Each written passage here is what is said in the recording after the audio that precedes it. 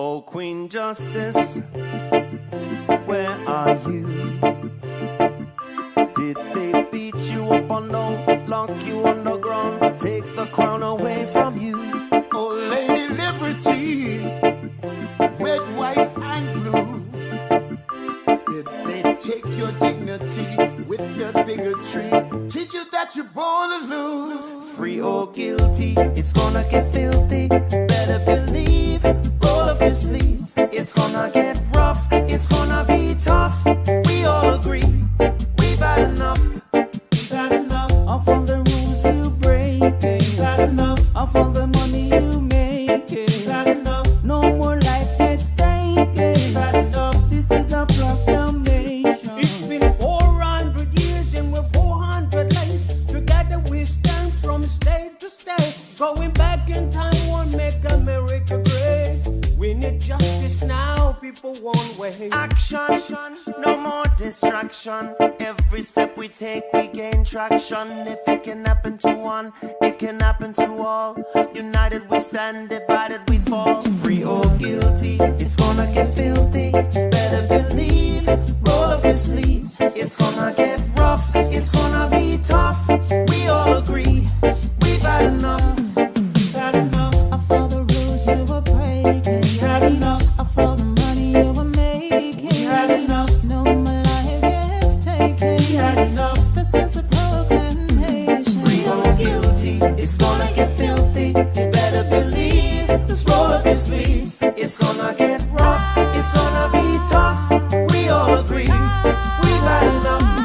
We've had enough of all the rules you're breaking. We had enough. All the money you're making. We've had enough. No more life gets taken. We've had enough. This is the proclamation. We've had enough. Trayvon Martin and Tommy Rice. We've had enough. Michael Brown and Eric gonna pay the price. We've had enough. Philando, Breonna, George Floyd. What? We've had enough. So many gone, how can we fill the void? How can we feel? We had enough. John Crawford, I know you've heard. We've had enough. Sandra Bland, come on and take a stand. We've had enough. Sean Bell, Sean Bell. what the hell? We've had enough. Freddie Gray, did you hear what I said? We've had enough. This is a proclamation.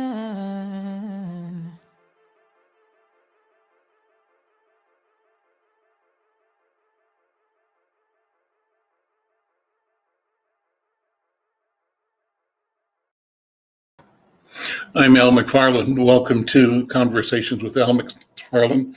Glad to be here. Sort of a sad day because of the news of the death of a child.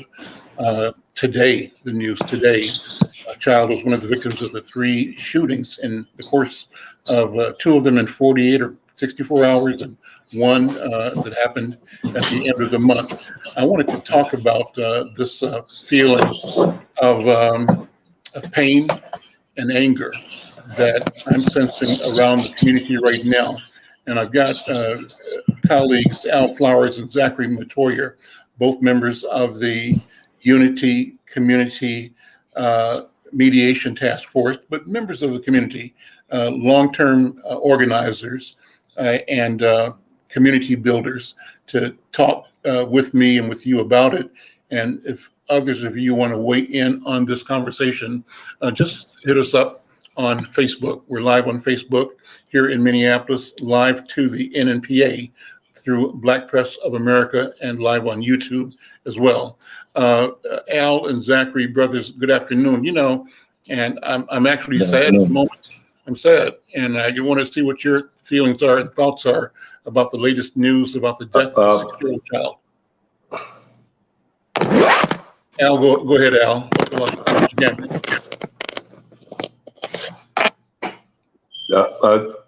Should I go first, Al?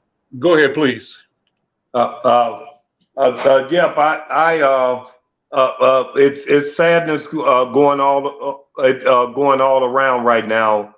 Out with the families And if you know the last the youngest kid that just died today was 6 years old, and it was a granddaughter of one of our activists, one of our ministers in the community, Brother KG Wilson. And Al, what I'll say about it is that all I can think about is a bullet circling that 6-year-old head. It didn't come out. The bullet didn't come out, and I was talking to Lisa of A Mother's Love, Lisa Clemens, and she was telling me as an ex-police officer, because I don't deal with guns like that, and she said a bullet is fire, and when she said that, it just that thought of that fire rolling around that baby's head is what captured me right now. My sadness is that that's how she left here in a ball of fire that she didn't deserve.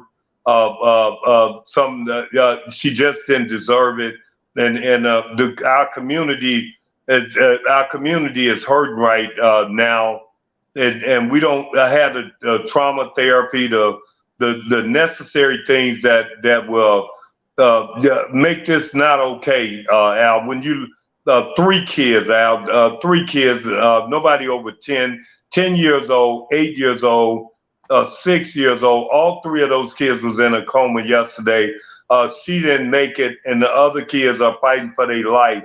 So what I say as a community leader, as a community leader, I have no words to express the pain of what our community have to be going through, and for us to get attention of this violence that's been plaguing us for many years, many decades, that they won't let us get. They never would let us as a community try to really fix our problem. They always try to put patchwork in. And this time we, with these 3 babies, it got national attention that that these babies were dead. So what I got to do as an activist is it's hard work. But when I'm not one that can go watching as our baby got these bullets in their head, but I can watch and see what's going on that can try to make it better. And we got to continue the prayer as we pray for that family. We still got another 10 and 8-year-old that's in a circumstance that we don't know what's going to happen now. So I'm looking for advice too.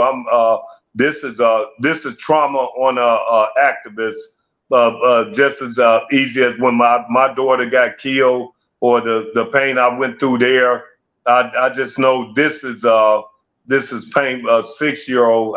That's what I say on it, Al. We got to stand up for our community, and we got to fight back. This ain't what we moved to Minneapolis for. This ain't what we moved to Minnesota for. And we're gonna have to take on some people that look like us and say we're not gonna tolerate this no more. And until judges that no, you can't be a revolving door if they're shooting people. You can't be their revolving door to let them back out to kill or be killed, as some people say. Zachary Majoya, thank you for being here. Thank you for your work in the civil rights and justice arena, the equity arena. Your thoughts, your impressions, first of all. Let me say this, Brother Al. Many years ago, a young girl was killed on Chicago Avenue in South Minneapolis. Her name was Taisha Edwards. When that happened, there were protests, marches. Al, you should mute your mic so you get your microphone set up properly. Sorry. Okay. There were protests and marches to bring a fight on violence in our community. Now we have 3 children that have been shot. One has died, and I know Mother's Love is out there and others are out there, but the level of outrage does not mirror that of when Taisha Edwards got killed in South Minneapolis. So we know that the message has to be strong, and a strong message has to go out.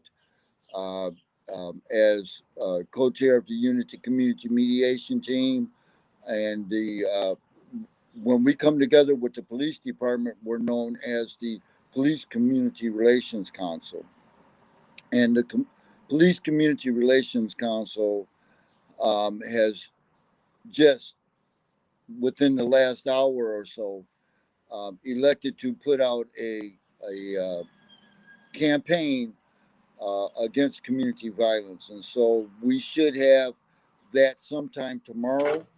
And our communications chair, Brother Al Flowers, will be getting that to you for you to broadcast as well. But we want to do that, and we are just doing this as an umbrella group for this. Other groups can join in as well at a later date, but we're doing it as the umbrella to get this out there. We're talking about radio broadcasts, public service announcements. We're even talking about billboards, and so we want to increase the awareness of community violence, and then bring about some type of things to increase public safety in our communities. From a personal standpoint, I am deeply hurt. Our children are living in a war zone. This war zone has got to be stopped. Ceasefire at whatever level we can accomplish needs to happen. And then also, I had a brief discussion with Brother Al Flowers the other day. He mentioned part of it when he talked about how the judges, pretty much the system is being a revolving door and putting people back on the street. And so we're having some discussion around the ability and capability of having some type of a intervention rehab type of program. So when they go into the court system, we have opportunity to get an ear with them and to talk to them and to try to steer them in the right direction so that they don't get back in the street and get involved in stuff. And so, you know, that type of intervention is necessary as far as de-escalating the continued violence in our community. So we're having discussions, and Al's got the contacts, Al Flowers, and so hopefully we can get something like that going as well, and working with the Hennepin County court system so that we can get some things in line with that. But the most immediate thing is getting organized. Mm-hmm. Getting organized. A unified effort. I was watching a press conference, and Reverend McAfee said, whatever our differences are, they need to be set aside. This is all hands on deck. And I fully support what Reverend McAfee said with that statement. I'm Al McFarlane. This is Conversations with Al McFarlane, our regular daily online session. You may be checking this out here from Minneapolis. If you're watching on the National Newspaper Publishers Association Facebook page, it's called Black Press USA. You may be checking us out on YouTube at the Insight channel, or on the Insight McFarlane Media social media platforms here in Minneapolis. Wherever you are connecting, we appreciate you being connected. We want to hear from you. If you have a comment, a thought, a story, drop us a chat line or chat or a comment, and we can share that and get you in the conversation as well. Al Flowers and Zachary, I wanted to ask you both to talk generally about the condition and the debate that's happening in the community. So there are two streams of thought, at least two. I'll describe them. On the one hand, there is this constant sort of progressive call for radical change of how we do police work, what public safety means in the community. So if I'm saying this wrong, my apologies, but this is how I'm hearing it. Members of city council like Jeremiah Ellison and Philippe Cunningham, 5th Ward, 4th Ward, both representing North Minneapolis, are calling for aggressive, radical, they may say progressive change, which suggests the need to have classic or traditional policing take a backseat to other initiatives. And some people call that along the spectrum of defunding the police or abolishing the police or massive reforms. That's one stream of thought. The other stream of thought is that no, we simply need to, encourage police to do the job they're hired to do, and to do it professionally and do it responsibly and not abuse their responsibility or their awesome but necessary power. And if we had police that functioned properly in our community, perhaps policemen and women who lived in our community, whose moms and dads and sisters and brothers lived around the corner, that we might have grown up with and we know them, have relationships with, and they shop at the same store as we do too, and go to the same barbershop and restaurants. If we had that kind of integrated presence in the police department, it wouldn't be a us versus them image. There wouldn't be this sense of fear that the police are an occupying force, but the police, in fact, are members of our community and represent the common understanding, the common and shared experience of what it means to come out of this neighborhood and out of this culture. So 2 ideas. One is that let's fix what we have and eliminate the ability or propensity of bad police to find a home in the public service of the community. The other idea says that probably won't work. Let's just sort of tamp it down, way down, and put all the money in other things like social outreach. Is that a fair description, Al, of what the debate is, or are there more sides than that? That's probably, I'm listening and trying to replay it out as I hear it. Yeah, Al. Excuse me. I think that's the fair description. That's where we're at right now. And from my side, from my just my own personal and working with people like our co-chair Zach Montoya, and working with the young people, that's why I'm happy to be working with them, and particularly the young people, Al, that you interviewed here on your show last week. That's a part of trying to say what we're gonna do. It's important for the young people to step up and set this vision for what they want to see in the future.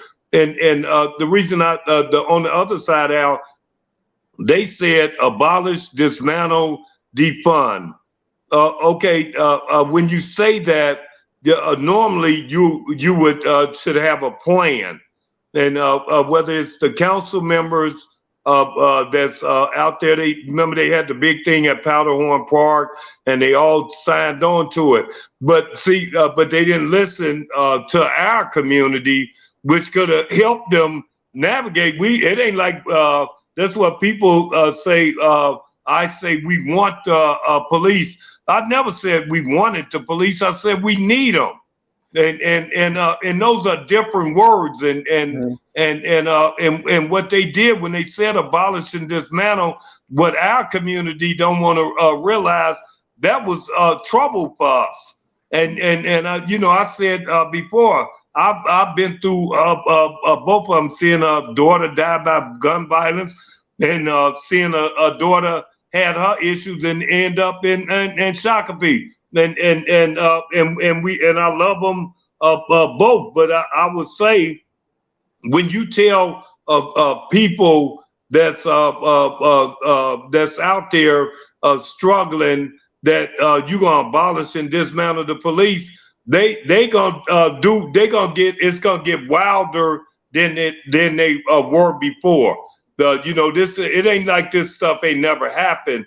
But when you give me that indication that we gonna pay every time the police pull up, we gonna go after them and say we wrong. Even when you shoot somebody, when you shoot somebody and nobody can get to that person. I know a couple of people probably died because the police couldn't get through, and that's what this bitterness that we have. That's why it's important for African Americans to speak up, and got to speak up right now to say, no, this is what we want.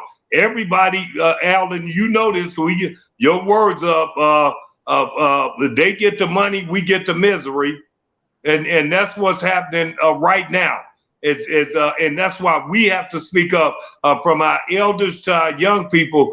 This is our time to speak up and say, no, this ain't, which way is the right way? And you can't tell me watching a 6-year-old that died today, 8-year-old, they having prayer vigils for 10 and 8 and 6-year-old in Minneapolis. Minneapolis is not Chicago. It's not Detroit. This is not Kansas City. Missouri. It ain't these big the cities of Philadelphia, Baltimore. This is Minneapolis, and these. So you could be shooting at somebody that's 6 blocks away from you, and that's what it done spiraled out of control. Now with all communities. All our community leaders are trying to come together right now, Al, whether we're doing the mediation part, working with Minnesota State Street. We are trying to come together because the only way we're going to get saved out of this, it's going to be us. It won't be government, but they should give us the resources and not just trickle down effect. We need millions of dollars to do this. And I just had a conversation. I could say this with Congressman Omar. I just had a conversation just a little while ago, and she's saying, how do we tap in to these? The governor got 400 to 500 million to his discretion now, and this is coming from our congressperson. Out of 1.4 billion that's coming to the state, I think 1.1 billion goes to and through the legislature, and 500 million goes straight through the governor's direct control. So the question is, what about us? How do we do that? Let me come back to that, Al. Thank you, because I think it's an important issue. I want to explore that train a little more, but I want to take a minute and share just an update reading from a CCO news report from this morning. And it says a 6-year-old girl who was shot in the head Monday evening has died of her injuries, CCO has learned. The Minneapolis Police Department says the shooting happened shortly after 11 p.m. on the 3500 block of Penn Avenue North in the city's Falwell neighborhood. The child was riding in a car when she was shot. The driver immediately rushed the child to Hennepin Healthcare. Relatives informed WCCO Wednesday morning that the girl, whose name is Ania, excuse me, let me move my camera here, my monitor, Ania has died. Local peace activist KG Wilson, everybody knows KG, said that the child was injured in the overnight shooting. Said that the child injured in the overnight shooting is his granddaughter. She was riding in her family car as she and her mom drove back from McDonald's when bullets started flying outside of their North Minneapolis home. One of those bullets hit Ania, I'm not sure if I'm saying it right, Ania or Anaya, in the head. I'm looking at a picture of KG and this beautiful child. It's heartbreaking, it really is. Her mother carried her daughter into the trauma center following the shooting.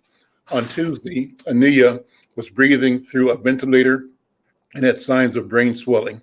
Her mother described her daughter as full of life, added that she liked unicorns and loved to make people smile. The victim's mother never thought she'd find herself having to deal with this much grief, but says she also feared she would given how many children have been hurt by gun violence in Minneapolis this year. There's a GoFundMe page set up by her aunt. Another adult victim was brought to the hospital at the same time, not the same time, but he was also listed in critical condition. Well, here's the last part I'll read. Ania is the third child to be shot in Minneapolis in the past 3 weeks, and all were shot in the head. 10-year-old Ladavian Garrett Jr. Ladavian Garrett Jr. was shot in the back seat of his parents' car on April 30th, and 9-year-old Trinity Smith was jumping on a trampoline at a birthday party on Saturday when she was hit by gunfire. And those two children are in North Memorial, where their beds are side by side. Man, that kills me. That kills me. And so, I was having a conversation with my family members about this whole process of this discussion we have in the community about defund, abolish, or versus, some people mad at council members Ellison and Philippe Cunningham, and some are mad at the mayor, asking that the city council members and the mayor resign or be fired because they're not handling public safety. And so a question came up: why are people mad at the mayor and at the council member, but not mad at each other?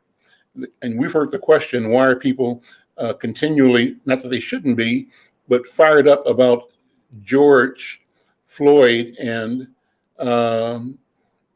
Dante, and they should be, but not fired up the same way about children or others being killed in our community by members of our community. So that's the argument. And the question is, why are people blaming, the Mayor Fry? Why are they blaming Philippe, and why are they blaming Jeremiah? My take on that is this: people have a right to expect public safety. That's a basic right of citizenship, that you should be safe to go out your house, to drive your car, to get a hamburger, come back home and not die, not be killed by anybody, stray bullet, or by police brutality or anything. You have a right to live in your community, in your neighborhood. And if for whatever reason your neighborhood does not function at the same level or better as neighborhoods in other parts of the city, where people do not have this constant pressure of, will I live today? Can I go out my house? So imagine if you lived in Southwest Minneapolis.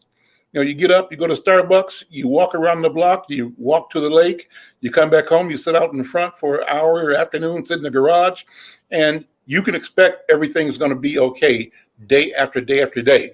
But that same ordinary thing that people do out there cannot happen the same way in North Minneapolis and parts of South Minneapolis right now, because there is this real danger. So people are mad because you elect a public official to ensure that your neighborhood is, knee deep in network and resources and connectivity, is an umbrella situation that covers all the elements of the community, so that the community can breathe and breathe freely and live freely. But if our community doesn't have the same resources and the same depth of connectivity as other neighborhoods, you got a right to be mad. That's why I think people are mad at the elected officials right now. So my argument in summary is this: we have to have the resources invested and in place, supporting organic, neighborhood-based legacy institutions and families, jobs, health, education, wealth creation, culture. All of those systems have to be in place in redundancy in our community, because that redundancy crowds out dysfunction and bad acting. That's what I think. What do you guys think, Brother Flowers? Yeah, but I mean, you just said it. You laid it all out, Al. In our resiliency. I don't know how we do that when you talk about, some people are mad at the mayor some people mad at the council member. I'm mad at I'm mad at everybody because I don't know how we get there. How we get there if we played politics with the situation now. And that's what the scary part for me is that we're working to get there and not to attack each other. I just don't. I'm looking for guidance now more than ever on who can say that we don't need law enforcement, and the ones that say that because even the council members are changing their tune now, and but is it we can never say it's too late as a descendant of slaves.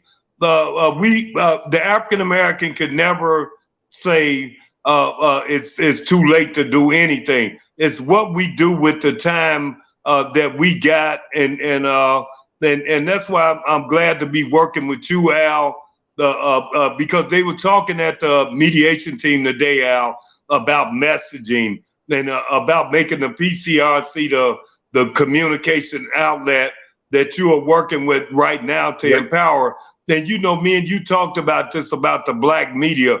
You have been saying what they're saying now for the last 30, 40 years. You've been saying we get the misery, they get the money, because they never want us to talk like we need money to do things, but they get it. And so I think to be mad, we ain't got time to argue. We know what politics is, but we don't have time to be mad at the mayor or the council members about what we're dealing with now. We got to get the resources from government so we can talk, and we can't fight while we're doing it. And the way not to fight is everybody, you're the media, KMOJ, the media, these are our media people. They got to get, the only way you're going to get a true message is through our black media. And that's the bottom line. They called in the newspaper, they said black-led organizations led the petition of 14,000. When they said black-led, they wasn't talking about the Urban League or Sabathani. They were talking about Take Action and these organizations that reclaim the block that might have a black person there, but they 90% white, and they talking about they won't listen to us when we say don't abolish, don't dismantle. Let's work on the relationship, but it makes it harder when they over there saying something different. So I'm just glad to be working with Brother Montoya, yourself, and we got to pray after this show. We'll be working on something else to see how we get to the next what we gonna do next. So that's what I say, Al. Zach, you want to jump in there? Man, do I ever. Let me say this. City Council wants to disband, defund, get rid of the police department. I'm not with that. But they're saying they want to do that and take the funds and put it somewhere else into some other programs and everything. I want it all. I want a police department that is reformed and transformed, would focus on not policing, peacekeeping in our community. All right. The other thing I want is I want these other programs that they're talking about too. Now they were talking about some mental health experts responding to certain police calls. And we already got that. We have a crisis response team that was the result of the original memorandum of agreement. It's in existence. It's in operation. However, it is not appropriately funded. So we want to expand that. So these other programs and projects we're talking about, and more specifically, community patrol and community peacekeeping needs to also be elevated. The other thing is, Minneapolis used to have strong neighborhood organizations, and that made strong neighborhoods. That stood for strong community. We need to get back to that. We need to get back to empowering our neighborhood organizations and even the smaller groups, block clubs. We have to get back to that. So when they say defund and then use the money to fund this, I'm saying we want it all. We need it all. We need a police department that's reformed and transformed, and we need more programs and projects and community-based initiatives to combat community violence and community crime. It's as easy as that. So what I'm saying is, city council, get off your butts and work. If you ain't got enough money, find the money. Find the money. Right? Where's the grants and special projects department of the city of Minneapolis that we used to have? That used to write for federal grants, such as us receiving Empowerment Zone Enterprise Community Funding. Okay, where is that at? Let's get the writing done. Let's get the money here. I want the cake, and I want to eat it too. I want a police department. I want community-based initiatives. I want community safety. And most of all, I want our Black women and our children to stop getting shot. There we go. So how do we deal with that? I wanted to talk about this whole thing of the prevalence of guns and shooting. I was downtown yesterday at the post office, and I saw a friend of mine who told me that just a few blocks away on 7th and Hennepin, there was a potential hot spot or flare up. There must have been 30, 40. This is what he told me. Young kids, maybe a couple of girls fighting, and that led to groups fighting, and that led to a police response and a moment of tension that looked like a confrontation, a classic confrontation about to unfold. Fortunately, he said, some cooler heads prevailed. Everybody de-escalated, backed away. And then, so something that could have happened bad didn't happen bad. That's a good thing. But what is this? What is all of this shooting and fighting? Is it different? Is it more? And what are we going to do about it? And I got another idea I want to get you to give me feedback on. But what do you think, Al? Why is this escalation now of animosity within our young people, but our community in general? Where's that come from?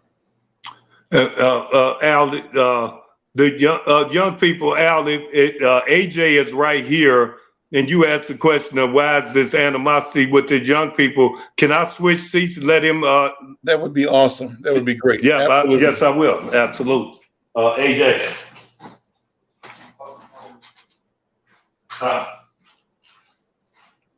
He just asking what's up with the young people.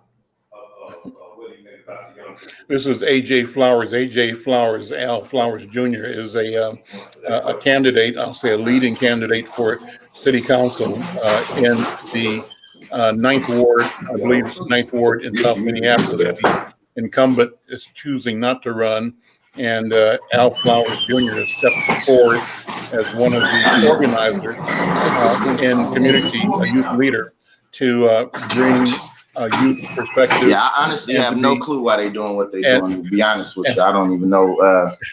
I had another meeting I was supposed to be on right now, so I don't know what's going on. Well, I just was asking your dad and Brother Zach about this escalation of violence. Where's that coming from? What's it about when the 13, 14, 17-year-olds and sometimes older are out there with guns shooting indiscriminately, therefore children being shot, being killed, everybody at risk. What's with that? What's that? Yeah, like? I don't know why I came on this, because I wouldn't have the answer to that, because I'm not 14, 13, or 17, you know. Gotcha. Once again, you know, it gets back to, like I said to you last time, are we talking to the 13, 14, and 17-year-olds, or are we just trying to figure out what's in their brain? That's the true answer. We need to get more 13, 14, and 17-year-olds. There's plenty kids out there, plenty children, I should say, out there in high school right now that goes to North High or Henry High or even a South High or some of these Minneapolis schools that's willing to come here, that's willing to speak. Is, are we reaching out to them? I think that would be a better question suited for them. I mean, we got to put more resources in their hands and do different things, but I don't think I'm equipped to just answer why would it be the escalation, because I'm not in that age frame, and I don't know exactly what it is. I could say the pandemic helped raise this, starting all the way from last year, and this is a flow over of it. But what I always say is that we're still facing a pandemic, an epidemic from 1980. It's called the crack pandemic, where our leaders was taken away, and our leaders became drug dealers and people that got the guns and entertainment people. So it's about us getting back and speaking to our young people. I wish I had an answer for it. My daughter's 6 years old and my other one is 8. So this is real personal for me. I wish I had an answer to it. And I wish the young people who do know what's going on would had the courage to make sure that it's understood that, hey, you're killing a young baby. We need to know who you are. You need to turn yourself in so that we can move forward, because we got to figure out some answer. But I don't have the answer to that. That was, you kind of just dropped me on the spot with that, and I wasn't even ready for that. Thank you for just jumping in and not shying away from the question. But your auntie was on TV last night, Lisa Clements, former police officer, and just a powerful and passionate leader and servant of the community. She has the organization A Mother's Love, and they're on the front line on the street every day trying to help people through violence and through homelessness and through COVID-19. But one of the things she said on TV yesterday, I believe, was that she threw down to the mothers who are complaining about how the police are pressing young Black boys, right, or arresting young Black boys. And she said, what you got to do is stop having your Black sons kill Black babies. Now, I might not be saying that the right way, but she drew a connection about somehow parts of our families are shielding and protecting and allowing dysfunction, which ends up being murderous, to happen in our community. And the victims are other parts of our community, namely the defenseless, the innocent, the children. And so she was saying that at some point in time, we got to talk to those of us in our family whose family members, sisters, brothers, kids, grandkids, are doing the shooting. That's what I heard her say. What are your thoughts about that? See, and for me personally, I don't like comparing apples to oranges, because I think that's just a farther way to keep dividing us. I think that's the culture of America. I always say this, we always go back to, the culture of what happened. It's a lot of things that happen in our community that we don't talk about enough. I mean, we got plenty of problems out there: violence, molestation. It's a lot of things that happen in our communities, in the family, that we don't speak about enough. So, that's just the way of America. It happens in politics. It happens in any field that you in. Nobody wants to deal with the person that they feel like is going to tell on them or rat on them or whatever the case may be. And that's in every field, right? We see it playing out across our country with the people that's in the highest of authority. So what I always say is that, it's easy for us to point the finger about what needs to be done and how these things needs to be done. But if you're not really in that situation and not in that place, it's a hard thing to say. It's a hard thing to tell a mother to go sit her 16-year-old boy down that's going to be in prison for the rest of their life and going to be castrated and hung in front of everybody. Now, that's what should happen. But I mean, just saying what we should do. And if you're not in that situation, it's different. You know what I mean? The saddest thing about this is that people got to be touched by it. You get what I mean? I've been touched by it. My sister was murdered. You know what I'm saying? So I know the feeling. I know the pain. I know the anger of it. And at the end of the day, we're losing more than 1-2 people. And even when they catch that one person that go to jail, it's still going to be another person that wasn't going down this lifestyle that probably is now, because that was their little cousin or that was their baby cousin that got killed. And it could have been them for the reason that the shooting started. So what do we do about that person who didn't get shot? How do we stop that? It's about really trying to face the problem and understand that we got real life conditions that we face within our society. We got to find out who did it. But I'm not really when we start getting into the mode where we're just getting farther divided, and our people and our young people are seeing that. That's what I always say. How can we tell the young person that's out here that got bloodshed on their type of pain, that got a little cousin, somebody out here right now that got a little cousin, a little sister that's just been murdered on some gun violence that probably started and trickulated down from them? How do we tell them, that young person, to take away their anger? How do we tell that young person to go ahead and put their guns down? How do we tell that young person to go ahead and do something different when us as the leaders? I'm talking this the call out to the leaders. This to the people that saying they leaders of communities, when we can't even sit down in the same room because we disagree on whether or not police violence or gun violence is the most important thing that matters to our community. When at the end of the day, the violence is still being perpetrated against us. How can we tell somebody else to do something different if we're not doing that ourselves? I sit in so many of these meetings and rooms and we're so divided in everything that we do. We supposed to be the ones that's supposed to have a level head. We supposed to be the one with a plan, with a direction. But yet we sitting there bickering and fighting about petty change, about petty dollars, when we telling these young people to stop bickering and fighting about bloodshed. We got to think about that, man. We got to be better leaders. That's what it comes down to. We got to have more of a direct plan. We got to be able to put our differences to the side first. We got to be able to do that first. It shouldn't be no divide in which violence matter. Plantation arguing, as Frederick Douglass used to call it. Well, my master beat me worse over here. My master, he don't beat me that bad, but he beat me sometimes. He won't beat me on Sunday, but he beat me Monday through Saturday. Well, my master beat me sun up to sundown. Either way it go, we getting beat. That's what we got to fight. But we as leaders, if we're going to always, every time one or the other show up, whether it's police violence and the police violence, people go out there and say, well, this one black on black, where are y'all at? Or whether it's black on black violence, and then we say, well, where's this at? Where's that at? Let's just fight to make sure that we can get these kids off the streets and show them that we can come together, that we can put aside of our differences, because they see that too. They see us arguing about chunk change while they dying out here, because we want to figure out who the right is and want to be polarizing. I'm tired of that, man. I'm not into the divisive nature. Like I said, we need to come together. We need to find a way for our people to come together. That's what we need to be focused on. That should be the main thing we focus on. And it starts first with the people who's in the leadership positions that's speaking for our people to come together and put their differences aside. If we can't do that as a people, then what we're talking about is irrelevant. If we can't get on one code, one mission, have an agenda and a direction to go, then we're going to be fighting forever. And we fighting each other before we even get in the room. You said a lot, man. Thank you. And for not planning to be on this soapbox, brother, you laid it out. I want to thank you and commend you for the clarity and the passion that you bring. Well, listen, I'm going to call this today's show. Thank you so much. Thank you, Zach Matoya. Thank you, Al Flowers Sr., Al Flowers Jr.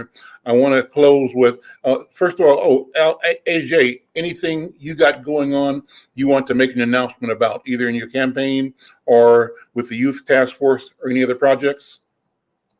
Any particular thing? None at the moment. I just want to send prayers out to them families, man. We're focused on that. As the campaign, everybody knows delegate time. So make sure you put AJ as your first choice, AJ for Ward 9. Like I said, man, these times is emotional. It's personal for me. These are our young people, man, and these are our children out there. And we got to really come up with solutions. And us as leaders, we got to really find a way to put some of our differences aside too, because we ain't got no bloodshed. We just got a difference in opinion that's keeping us from each other, and they got bloodshed. So if we want them to come together, we got to find a way to put our little petty differences compared to what they dealing with aside. Let me take a minute and have you again give instruction to viewers or listeners about how they play their role, because we've come through a different way of choosing candidates for city council elections. We have ranked choice voting, and because of COVID-19, we're not doing the traditional endorsing conventions. Used to be one night, that all the precincts and wards met and selected delegates, and delegates would later on decide who would be the candidate to go into the primary. That process is gone. And so right now, because of COVID, they're using a virtual process of endorsing, and even the ranked choice endorsing process is part of that. So I want you to take a minute for your own campaign to tell people how they support you if they're in your ward, but in saying that, sort of explain the process so that people can vote wherever they are for their candidate in their ward.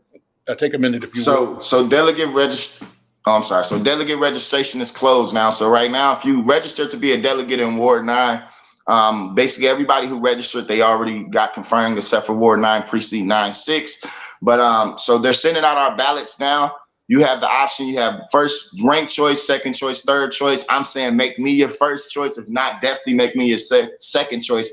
It's a little different this year. It's a little kooky, but the people over there at the Minneapolis DFL, they're working hard to try to make sure that everybody get a fair process in this, hopefully, and so that we can all get a fair chance at this. And if you didn't get a chance to register to be a delegate, that does not mean it's over. The actual primary, the real election is in November. So we have plenty of time where you can learn more about me or any other candidates that's in the municipal campaign.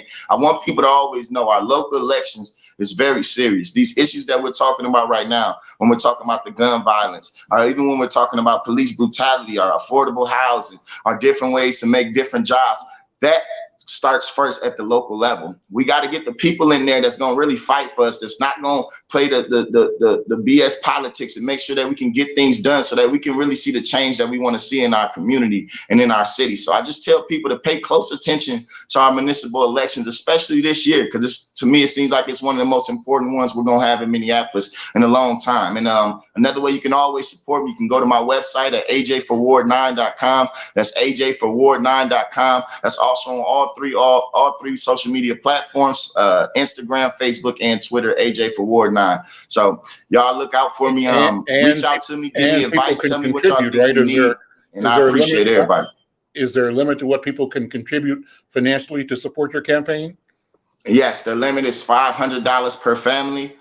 So yeah, if y'all gonna max out to that 500, but we're accepting all donations. Anything can help to help this grass-led, real-life grassroots campaign. I have no ties to the establishment. I always went against the establishment. So, but now I'm all of a sudden labeled as the establishment. So I just want everybody to know, this real grassroots-led. So I want y'all to tap in, let me know what y'all think, and let's do this together. If we want the change, we got to be the change. And so when does the endorsement process close? When do people have to send their ballots in for the endorsement? The ballots, they're expecting the ballots to be coming in by this weekend. So, but they've been real kind of lenient and working with people. So if you're trying your best and you reach out to the Minneapolis DFL, they'll help you walk through the process, because it is a little more kookier than normal this year. Okay, great. Listen, thank you so much. Good luck. I'll be watching to see what you do, and wishing the best for you. I appreciate it. Yeah, and Al Flowers Sr., thank you, brother. Brother Zach, thank you. I'm going to close with just another announcement I had hoped to have. We were a little bit late getting on board today, but my friend Robin Hickman was going to be on the program to talk about a project she has led and is leading over at the Ordway Theater. And it's that the Ordway is going to host a virtual panel conversation between Black artists and activists. And this presentation is going to premiere on May 23rd. And it will explore justice, hope, and healing through art. So let me tell you about that. The Ordway Center for the Performing Arts recently announced that it's going to be presenting this special virtual panel conversation, which features trailblazing Minnesota artists. And let me see. I'm reading this behind my camera, so bear with me here. Artist and one more line here. Who are discussing justice, peace, and humanity. So this is a free virtual panel. It's entitled "For Such a Time as This," and the subtitle is "Visionaries Who Matter, Center Stage." They're filming this live at the Ordway Concert Hall, and it'll be presented on Ordway's YouTube channel and on Facebook and on their website on May 23rd. So check it out. I can tell you a little bit more about it, and we'll close up. Robin Hickman says, during these turbulent times, and as we approach again, I'm trying to scroll here and read behind my camera. as we approach the 1 year remembrance of George Floyd's murder, it's critical that we elevate hope and healing. And this is comments by Robin Hickman Winfield. She's director of the Taking Our Place Center Stage program at the Ordway. She's also CEO and executive producer of Soul Touch Productions. She says this virtual conversation is an opportunity for us to come together to put Black voices center stage and lift up the power of the arts and its profound contributions to our community and to the world. So what is it? It's a 1 hour long live stream. The title of it is For Such a Time as This, Visionaries Who Matter, center stage. And the following artists are going to be featured: friends of mine, people that you know and love and trust. Takumba Aiken, visual artist. Lou Bellamy, the founder and artistic director emeritus of Penumbra Theater Company. The legendary James Cornbread Harris, Jimmy Jam Harris's dad. He's a singer and pianist. Also, Gary Hines, he was on the program yesterday, music director and producer of the 3-time Grammy Award-winning Sounds of Blackness. Setu Jones, my dear friend, a multidisciplinary public artist and co-founder of the Frogtown Farm. J. Otis Powell, playwright and performer, poet.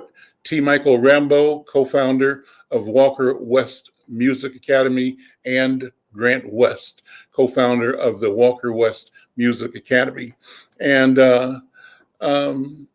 so a stellar collection of luminaries, of men and women of light and of power, of genius. Be a part of it. Check it out. Taking Our Place center stage happens on the 23rd. Go to the ordway.org for details. Well, that's it for today. Thanks again to my guests. Thanks to you who are watching, following this program, Conversations with Al McFarlane. We're doing this daily at 1 o'clock. And our goal is to grow this. If you like this kind of conversation, let us know by liking it, sharing it, hosting a watch party, copying this and sending it to your networks and your friends, and telling people to get with this conversation. What you just heard from Al Flowers and AJ, and what you heard from Zach Matoria, this is information you're not hearing everywhere in media. This is our people presenting our voice to us and the world. And it's critical that we continue to do that. We lift ourselves up, lift up our voices, our legacy, our history, and you are part of that by being a part of this program. Well, until tomorrow, we see you. Thank you so much. I'm Al McFarlane. Take care and have a good day.